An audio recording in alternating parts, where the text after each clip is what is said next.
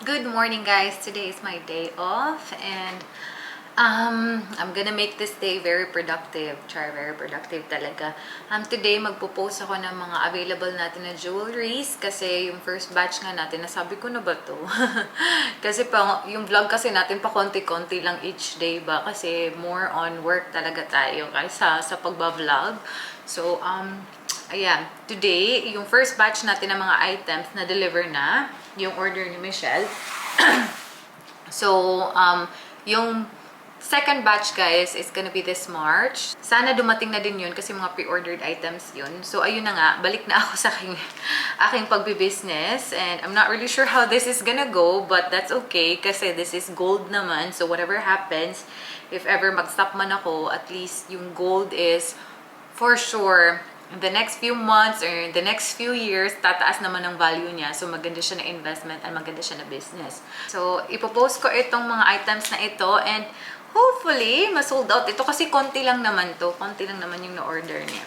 Sana ma-sold out to siya para tuloy-tuloy yung ating business, no? Magti-take na sana. Oh! Dito ka pala, ha? Kanina ko pa to hinahanap yung aking acne patch.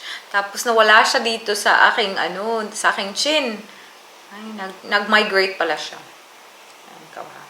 Anyway, kanina pa sana ako gustong mag-picture-picture ng ating mga items, guys. Pero unfortunately, yung mga boxes ko andun sa car ni Michelle. So, hindi ko alam. Sayang na sayang yung araw ko na hindi ako makapag-picture. Sabi ko naman sa inyo kanina, I want this day to be productive and gusto kong matapos lahat ng pag-picture ko sa mga items. But unfortunately, wala akong boxes nga. And ang tsaka naman, pag ilalagay ko lang siya dito sa table and then take a picture, mas maganda talaga siya if nasa loob siya ng boxes. Kasi mas presentable siya, mas makikita din yung ganda ng gold if ever black kasi yung background. So, ayun. Kaloka! Akala ko talaga may isa akong box dito man lang. Pero lahat ng boxes andun sa car ni Michelle. Sayang. And ang layo kasi niya lakarin. Sobrang init din ngayon. I'm pretty sure mga 30s above yung temperature today. So, hindi ko kayang lakarin yun. Tapos, wala din proper na walkway kasi papunta sa work. Dadaan talaga ako sa road if ever. Ayokong dumaan sa road kasi, you know, mga sasakyan and whatnot. And yeah, so mag-change na lang ako ng aking jewelry. So, what I have right now is ito. So, ano to siya, guys? Baliktaran siya. So, reversible. Ayan, gold sa front. Tapos, white naman sa likod. Ayan. White naman sa likod. Gusto ko sigurong gawin siyang medyo special, no? Lagi ko kasi siyang sinusuot. Baka itong mga ganito lang yung suotin ko sa ngayon. So, itatry ko sana na dito ko i-take yung picture ng mga jewelries. Pero hindi. Hindi siya pwede. Tingnan nyo. Ano ka to, jewelry organizer ko kasi siya. Hindi siya magandang tingnan talaga. So, I'm not really sure anong gagawin ko today. Itatry ko siguro i-picture if ever maganda ba siya tingnan na dito lang sa table. Pero I don't really think so. Kailangan ko talaga niyang box. But that's okay. Mag-swap na lang ako ng jewelry. Ay, nako. Nakapaglaban na din ako. At feeling ko tapos na nga yun. Pero para akong nawala ng gana kasi it's 4 in the afternoon and I thought matatapos ko to. Pero hindi ko pala siya matatapos. But let's see what's gonna happen.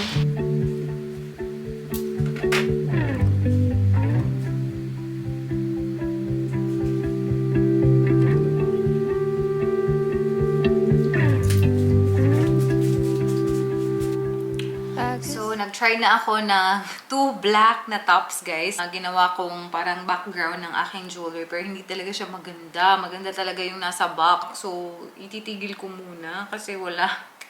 Feeling ko, sinestress ko lang yung sarili ko. Hindi ko naman ma-achieve yung gusto kong ma-achieve na picture. So, pause muna ako ngayon. Ano ba yan? Kaloka. Sit around and wait all day.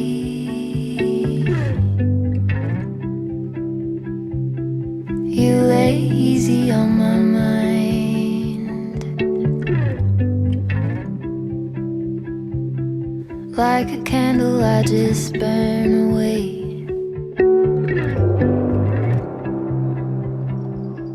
All we really have is time. guys, wala talaga akong kinain. Kakaloka naman talaga ako. Let's use this one here. Wala akong kinain. Hindi ko ba alam? I feel like naapektuhan ako masyado na hindi ko nagawa yung plan ko, which is to post nga yung mga jewelries natin. Hindi ko talaga siya nagawa. I tried. Ang dami kong telang ginamit pero hindi talaga siya nag-register ng maganda when I take a photo. So I'm just gonna have this one kasi alas 8 na ata. Anyway, this is the Wicked Sister na gluten-free. Na ano ba to? Uy? I don't know what it is. Basta chocolate siya. Chocolate jelly ata siya. Yeah. Sarap siya. So, my day is not really productive today.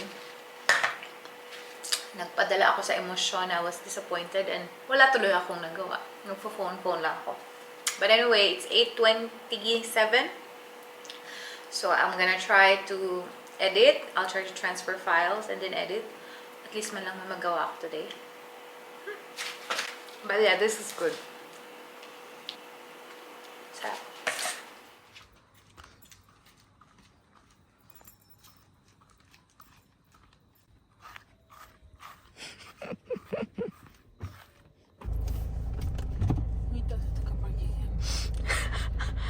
Guys, it's almost 2 in the morning. It's 1:41.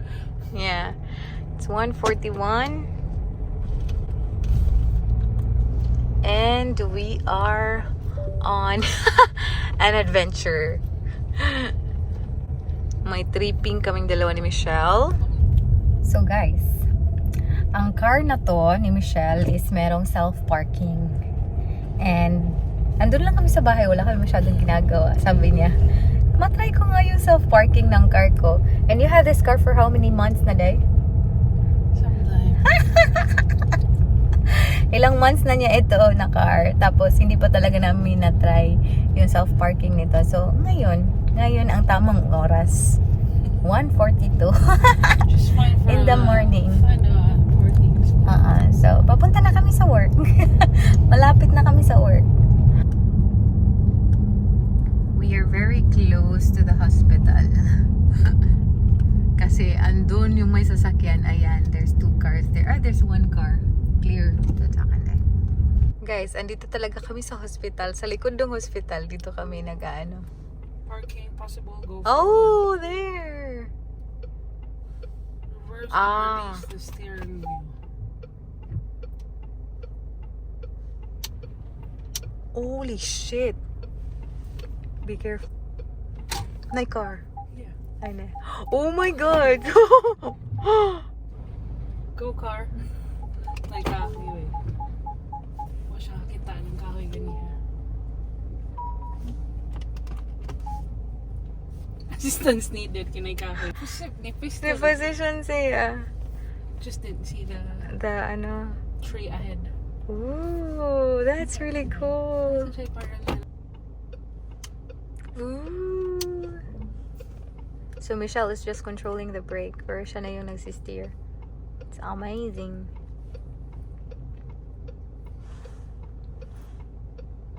Bang! Oop. Done. Oh my god. Very straight parking. Ang ganda naman ng park assist. Very nice. May parallel, ano pa to? Parallel parking pwede din. That's so nice. It's entering a parallel and exiting a parallel. That's good. That's really good. 'Di ba? First time pa lang namin na-discover. Ay, hindi naman first time na-discover. First time na-try. Pero ang ganda. Iba talaga ang tripping. But now, ano na guys, it's sleeping time. My God. Tingnan nyo. Meron akong pimple. Ang tagal ko nang walang pimple pero bumalik sila. Feeling ko dahil to ng 24 hours tayong walang tulog. But, fully recovered na naman ako pero hindi naka-recover. Hindi kinaya ng aking mukha. So, hopefully, mawala ka na very, very soon. Just gonna read this book again.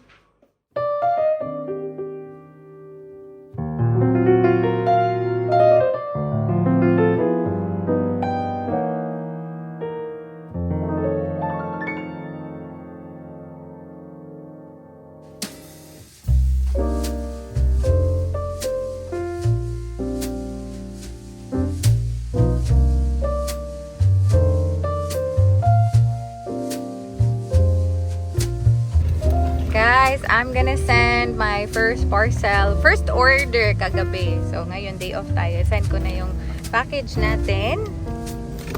Ang nag-order pala nito guys is si Jonalyn from Brisbane. Thank you so much. Isulat ko na yung details niya.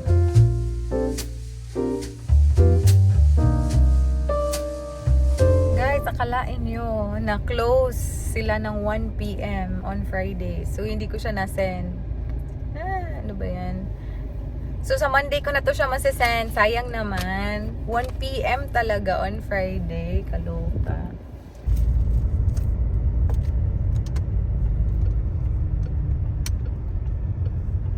Punta tayo sa work to pick up my car. I have a car now. It's a CX-88. Gas card. Yan na car yung gagamitin ko. For the remaining days na andito ako, at least meron na tayong sasakyan.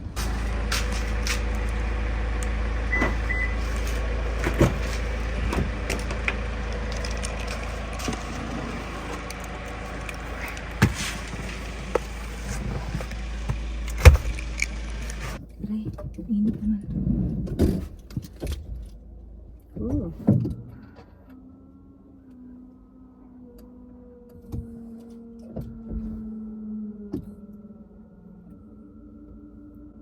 Hindi naman to nag-on. Ayaw mag-on. Ang hinayupak. Ayaw niya mag-on. Guys, it's a fail. Hindi siya nag-on. Init. Ano na ba nakalala? Paungon. Guys, finally, nakakuha na ako ng umaandar na sasakyan. This is the Kia. Yung ginamit natin nung nag-travel tayo papuntang Griffith. So, ito yung dala ko ngayon. And Michelle is there. Let's go. Guys, kanina pa tayo dito sa accommodation. And yun nga, finally, may catch. Finally, may sasakyan na tayo. Because of this, hindi na tayo magdi-disturb kay Michelle. Kasi if ever ako yung morning, tapos siya yung afternoon, gigising siya ng maaga para lang i-drop off ako. Kasi nga, medyo malayo kami sa hospital. But now na meron na akong car, pwedeng-pwede na. Nagtitake ako ng mga pictures ng ating mga jewelries as of the moment, guys. Actually, tapos na ako sa mga earrings. So, I'm very happy kasi meron na tayong mga items na na-sold. Look at that. This one, na-sold siya dito. Taga Queensland ba yun siya? I think taga Queensland yun nakabili nito. Si Mali. Tapos, yung ring naman yan. Ayan, sold na din yan. Tapos, etong earrings na to, yung VCA na mini, yung isa nito is na-sold sa kasama ko sa work, and then ito na-sold din siya. So, ayan. Hi, salamat naman. Mag-upload ako ng mga photos na ito para mabenta ko sila kasi medyo marami pa pala akong item na hindi natin nabenta last year. So, ayun. Guys, ito pala yung favorite ko na necklace. So, hindi pa to siya nabibenta. Sobrang ganda niya na cross. So, may dalawa pa ako nito. Gustong-gusto ko nga i-mine. At saka yung bar necklace din natin. O, baka naman gusto nyong makijoin sa ating page. Nasa description box, guys. Just click the link para ma-direct kayo sa ating mga post na mga jewelers para ma-check nyo if gusto nyo yung mga items. This morning kasi, pumunta dito yung kasama namin, isang Pinay na kasama namin dito. Dito kami nag-lunch sa accommodation. Tapos yun nga, nabudol siya. Hello, may mga VCA ring pa ako na naiwan. O baka gusto nyo yung VCA ring, pakita ko sa inyo. Hindi lang talaga siya kasya sa akin. Ayan. May ganito si ate, guys. Ayan, makapal siya. This is size 7 kasi size 5 ako. So, meron akong dalawang ganito, guys. If you want to buy them, message me. Ayan. Sobrang nakakamadam siya. It's very madam.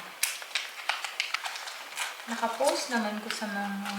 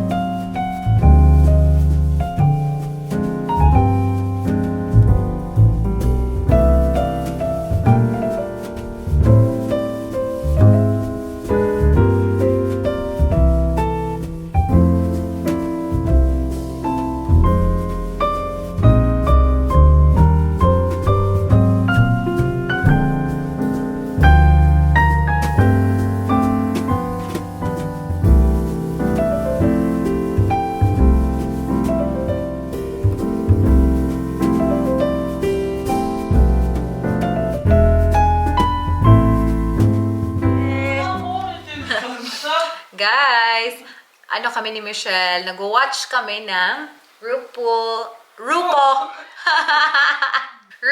Drag Race na yung Filipino version. Drag Race Philippines pala siya, guys, na season 2. Kakastart pa lang namin. We're just having Wicked Pickles. Ayan.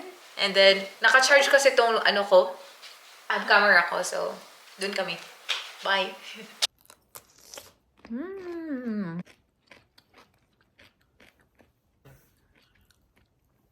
Sarap.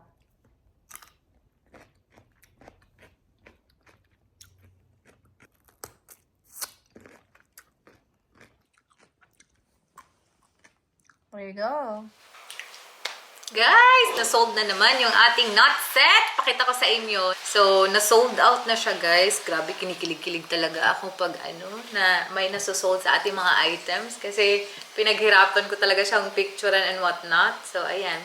So, again, if you wanna check them out, guys, nasa description box yung link. So, I'm just gonna sleep na, hindi pala matutulog. Magwa-watch ako ng The Best of Me kasi na-enjoy talaga namin yung pinanood namin na Drag Race Philippines na Season 2. Pero ngayon, hindi na ako makakapag-continue na mag-watch kasi si Michelle, matutulog na siya. Dapat sabay kaming mag-watch kasi para tibid sa data. So, kita-kits tayo tomorrow, guys. I'm gonna continue this vlog. My God, work na pala ako tomorrow. Let's see.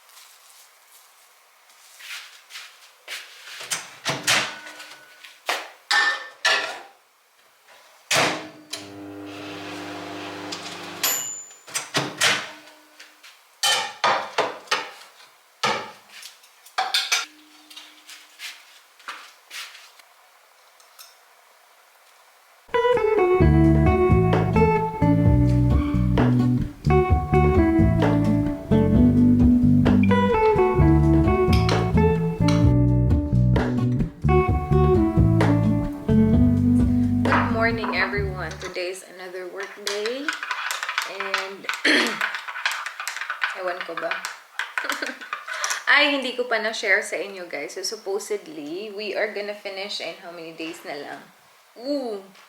3 days na lang sana, guys, matatapos na kami dito sa contract na to.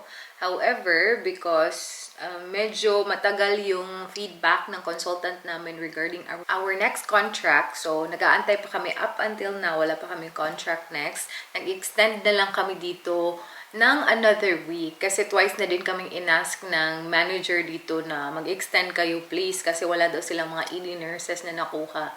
So, nag-extend na lang kami for another week. Sabi sana nila 2 weeks or even more. So, sabi namin 1 week na lang. And, ayun nga, I'm just really hoping na makakita na yung consultant namin ng another place kasi, or another contract. Kasi medyo picky din kasi kami when it comes to our contract. Kasi gusto namin libutin kasi talaga yung Australia. And our next target is Queensland. Pero, since ang daming nagta-target daw ng Queensland during summer, sabi ng consultant namin, so medyo nahihirapan kami makakuha ng contract, especially this late na. Sabi namin we are open to other states na lang, tapos sinabi namin kung ano yung mga states na open kami. So still waiting up until now. Sana nga meron na next week kasi ayoko nang ma-extend dito. I mean, okay naman dito, pero ayoko nang ma-extend ng sobrang tagal in one place na wala masyadong nagagalaan and whatnot. Mas gusto ko yung iba naman kasi yan yung goal natin, yan yung target natin dito sa contract nursing is makapagala talaga or magala talaga natin yung Australia. So we can't really stay here for that long. So ayan, may iniisip na kami ni Michelle na if ever we're not gonna get a contract next week, siguro magbakasyon kami for some time. But yeah, yan yung iniisip namin. Just having my coffee and relax my mind para sa ating shift. So, yun nga, Michelle is on a morning shift and since meron na akong sasakyan, hindi na problema sa amin yung car. So, which is really good. Napa-finalize na lang ako sa aking mga jewelries dito sa gilid. Yan yung mga jewelries natin. I'm really hoping na marami pang mag-order para makabili na naman ako ng bagong mga items.